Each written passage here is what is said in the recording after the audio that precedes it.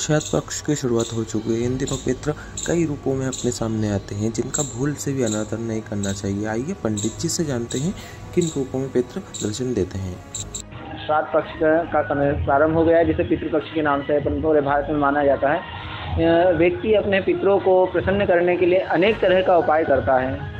कोई श्राद्ध पक्ष में घर पर तर्पण करता है, कोई नदी किनारे जाकर पिंडदान करता है, तर्पण करता है और अनेक प्रकार से पितरों के लिए दान पुण्य आदि करता है। तो इसी प्रकार पितरों के आने के कुछ संकेत भी होते हैं कि हमारे घर पर पितर आए हुए हैं, तो उनको किस प्रकार के किस रूप में आते हैं और किस प्रकार हमें वह संकेत प्राप्त होते हैं।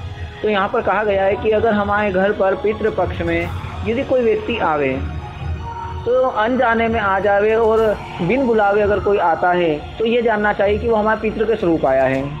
वो विशेष कर हमारे घर पर यदि कोई पक्षी दाना चुगने आता है या भोजन करने आता है तो ये जानना चाहिए कि जैसे कौवा हुआ, चिड़िया हुई, कबूतर हुआ, इस प्रकार के पक्षी अगर हमारे घर पर आते हैं तो पितृपक्ष में ये जानना चाहिए कि हमारे पितृदेव आए हैं, तो उनको आदरपूर्वक उनको कुछ खाने को रख देना चाहिए। उसके पश्चात दूसरा संकेत होता है पितरों के आने का कि कोई साधु संत हमारे यहाँ पर आ जावे।